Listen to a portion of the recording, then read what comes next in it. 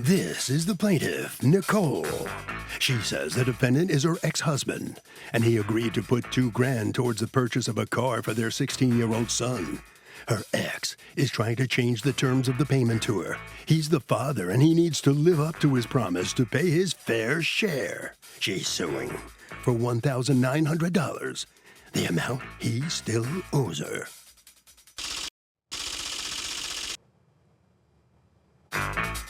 This is the defendant, Timothy. He says he told his ex-wife he would chip in $2,000 for the car, but told her he was unable to make the payment in one lump sum. She agreed to the deal. He paid his first installment of $100 to her. Then she turned around and filed this lawsuit against him. Bottom line, he's ready, willing, and able to pay $100 per month as agreed. He's accused of letting a son down. The defendant has filed a countersuit for $100 for the return of the refund given to the plaintiff. All parties, please raise your right hand. People's Court is now in session. The Honorable Judge Marilyn Milian is presiding. Litigants have been sworn, Your Honor. Thank you, Douglas. You're welcome. All right, Ms. Nicole, you are suing your ex-husband, Mr. Bonnet, for $1,900 that you say he owes you according to an agreement to help you finance a car for your son. Tell me what happened. Well, back in October of last year, our son was turning 16 and going to be getting his driver's license, so it was time to, get him his first car.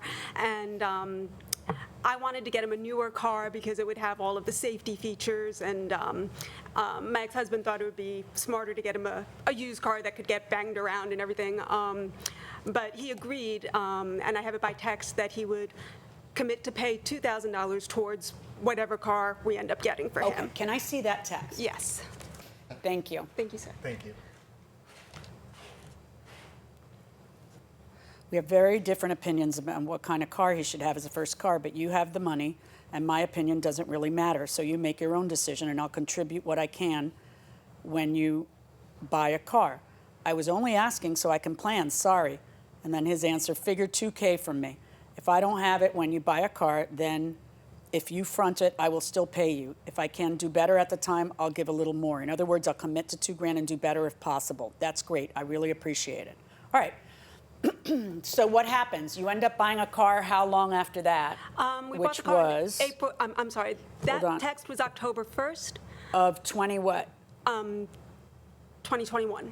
Okay, and then you end up buying a car when? October 11th. All right, and you buy him a brand new car? We did. Only I was thinking of getting him a car that was 2 or 3 years old, but the way that the used car market was the last used year, car market exploded. it didn't cost much more to get him a new car, so we figured it made just sense. So we got him a new car. So you get him the car, and then you call him and you say, I got him the car. This is what I got him. And what does he say about the $2,000? We don't really talk about it. Him repaying right away. I knew he couldn't afford to, repay right away, so we kind of let it go. And then in January is when I brought it up again. When you can at least start paying me back, and he agreed that he would pay $100 a month. All right, so he pays the first $100, and then what happens? Well, the same day that he paid the first $100, he suggested that instead of him paying me the money back, that he would get a gas card for our son. His words were, instead of me giving you the money to put in your pocket, I'll get a gas card for our son and put $100 a month on that. And, and I said, no, the money was for paying me back for the money I fronted you for the car. And so he ended up depositing the first $100 by Venmo.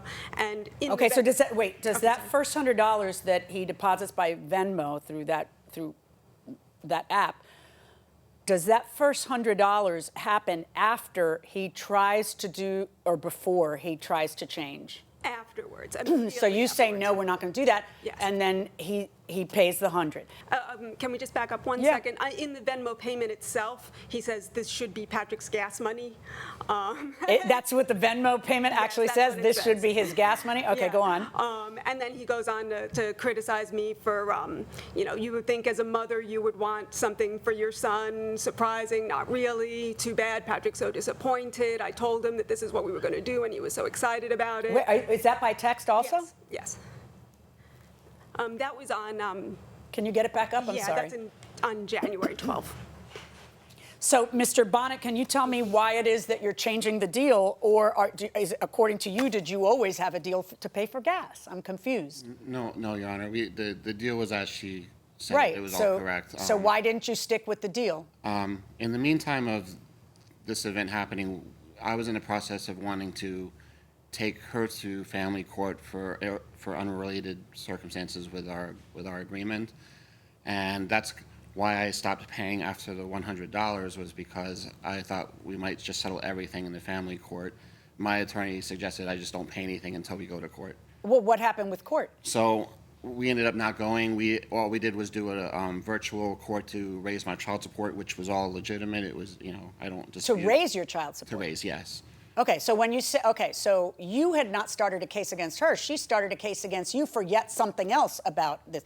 All right, Yes, I got that's it. what she likes to do. She likes to take me to court a lot. She likes to take you to court. All right, Absolutely. did your child support get raised? It did by law.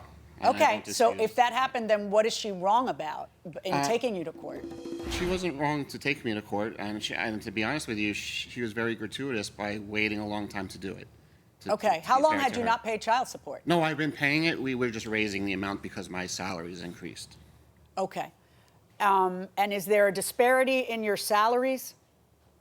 Like, does she make a lot more than you do? Because she Yes. said you made that comment. What do you do for a living? I'm an attorney.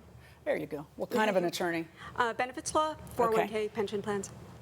Okay. Oh, sorry for driving off. Please deposit $100 Venmo as agreed. Thanks. Oh, don't worry. I intend to. And I want you to remember every month when you see it that could have been Patrick's gas money.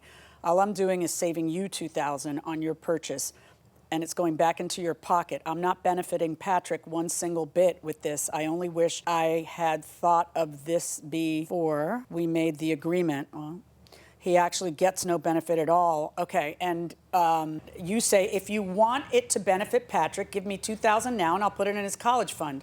Compromise. And he says, you mean the college he doesn't want to go to? Are you kidding me? I'll decide how I benefit my son. Now, you feel that it shouldn't go to her because it goes in her pocket, but you know that this is something that not only you agreed to, but that it was considered by her before she paid for the car, that you'd be helping with $2,000. So tell me how this is any different than, she's not going to let him starve. I think you aptly put it. Go ahead. Yes, his attitude was, well, you would have gotten him a car anyway, so I'm not benefiting him. And I said, well, I also wouldn't let the kids starve. That doesn't mean that you don't have to pay for part of their support. For child support, Yeah. right. It's pretty well put. Lawyer or not, it's pretty well put. So why wouldn't I hold your feet to the fire and make you do the exact thing you agreed you were going to do? Welcome back to the People's Court. I'm Harvey Levin. So the question, can the defendant pay off the $2,000 by buying gas cards for his son, or does the money go right to the ex-wife in full? Let's go back into the courtroom and find out. This was also not a signed contract. This was a text message. So my So thing what? is, where does There's the- verbal contracts and they're completely enforceable, and you're admitting that you agreed to it. So this is what we call she has had detrimental reliance on this promise. Right. Okay, you promise that you're going to contribute. She relies on your promise by buying a car that takes that into consideration. She specifically says she's going to do that. Then she does, and then you renege on your agreement, which you agree is an agreement. All over the text and in my courtroom, you're agreeing that that was your agreement. You were just hoping to be able to benefit somehow by not paying her and then going to... absolutely not. Well, no, you were, because you said you were. You said, my lawyer told me the best thing for me to do for me is to not pay the $100 and have it all handled in court. And so you go to court, your child support is raised, and what happens with this $2,000? Those two court things were completely different. Like my court. Well, you made them the same, though, when you decided to handle it all together. Remember how you told me that you and your lawyer decided it would be in your, but not Patrick's, your best interest, not to pay anything, and then let's figure out where all the chips fall. Well, the chips fell, didn't they? And the chips fell that your child support was raised, and now the chips are about to fall here in front of me, too, because you have agreed to pay a certain amount, and then you have not paid it. And not only are you not paying it, you have a counterclaim against her for $100. But why is it so wrong to want to give the money to my son and not her? I'm going to tell you why, because Okay. that wasn't your agreement. See, I'm not in this for what you should have done. I'm in this for what you did. Right. See, my job is not to decide what is the best thing for you or Patrick or your ex-wife. My job is to decide, is there a contract? How much is it for? And I'm going to enforce it. I am a referee calling the balls and the strikes. You made a deal, and I find it to be a deal. You've changed your mind on what you wish you had done. That's your problem. It's not my problem as the judge. I have to enforce the deal. I don't get to say, oh, that's not the deal he likes best now. I don't do that, and you don't do that either. A deal is a deal is a deal. And when you say, well, it wasn't in writing, it's right in your text, so I can see that the proof that, and you admit that that was your deal, and she relied on it when she bought the car. So no, you have to stick with your deal, and I'm finding in her favor in the amount of the $1,900, and this $100 that you say you want back, and your countersuit. Just explain to me why I would ever order her to pay you $100 back. So I could give it to my son, which was my intention all along. I mean, no, that wasn't your intention. It really all along. was. That's your intention now. It has. No, It always no, has. no. Your son is how old? It's in the text. How old is your son? No, it's in the 17. text afterwards. When you say it was your intention all along, that is a lie. It wasn't your intention all along. It became your intention when she then takes you to court, well after she should have, because she was pretty patient about it, gets the child support raised, and now you're mad. All right. Ruling in favor of the plaintiff in the amount of the $1,900, 0 on the counterclaim. All right, both sides, hold on, please. So it was a bad day for the defendant here in the People's Court. Let's see what he feels about what the judge just decided. Timothy, let me ask you, what's your reaction to the judge's decision? Well, obviously, it's not what I was hoping for, but I do congratulate the plaintiff. And to be honest, it's not going to be the first time I'm in this situation. It won't be the last. And I just know that the judgment day is coming, and she will one day answer for all the things she needs to answer for. And I just hope I'm still around when that day comes. Let me ask you, how did you come to that agreement of $2,000? It was just what I felt at the time that I would be able to financially contribute. I don't make a whole lot of money, but I did. She said I never had to contribute anything. It was my choice. And I made the choice to contribute $2,000 to a car that I didn't approve of because I never thought it should have been brand new. Well, I gather this is another time that you've been brought into court. How does it work for you? If she brings you into court many times, do you win ever, or does she always prevail? Well, as you know, she's an attorney, so she knows the business a lot more than me, so I don't know if I'll ever win, but maybe one day. All right, well, good luck to you. It wasn't a good day for you today, though. Not here today, in the but that's People's all right. Court. Thank you very much. All right. Well, the plaintiff prevailed again. Let's see how she, when I say again, I meant in a court against the defendant. Let's see how she responds. Nicole, welcome to the People's Court. Turned out to be a good day for you. How are you doing? I'm doing great, yes, and I'm definitely happy to have won. I'm sure you are. Let me ask you, how did you come up with this figure of $2,000? I mean, you could have, you know, it doesn't matter. You didn't know what the price of the car was going to be, did you? No, but I was taking into account what he was going to contribute, what my husband was going to contribute, and what I was able to take out as a loan, and I put all that money together when I was shopping for a car for my son. All right. So do you feel now vindicated and relieved that you're going to get it to $2,000 after all? Yes, very relieved. All right. So will this end your court battles with your husband or your ex-husband, or is it going to continue to keep going? What do you think? Well, the court battles were me taking him to court to have his salary garnished because he wasn't paying child support, and then me taking him to court to increase the child support after 11 years because of his increased salary. It's not like I'm bringing frivolous lawsuits all the time. Those are the only two other times I brought him to court. All right. Well, let's hope this brings it to an end for your sake, okay? Thank you very much. Good enough. Thank you, ma'am. And that'll do it. I mean, really, Doug, this is as simple as they made a deal and he has to abide by it. He can't find clever ways of changing the deal. And if the deal is to pay her in a timely fashion, you can't string it out over a long period of time because it's more convenient for you. That is simply the law. Marilyn, why can't you award the maximum a litigant's state allows? Or can you? Of course I can. I mean, it depends on what a person sues for. You're supposed to sue for what you're out. Now, a lot of times litigants will just beef it up in order to make it the state max. You have to separate the wheat from the chaff Yeah. and figure out where the facts really lead you. And there have been times where someone's asked for the max and I've given them the max. Right. And by the way, You just the have to be able to max- prove that you're entitled to it somehow. Right, and small claims jurisdiction varies from state to state. We have 50 states and we have like 50 different rules.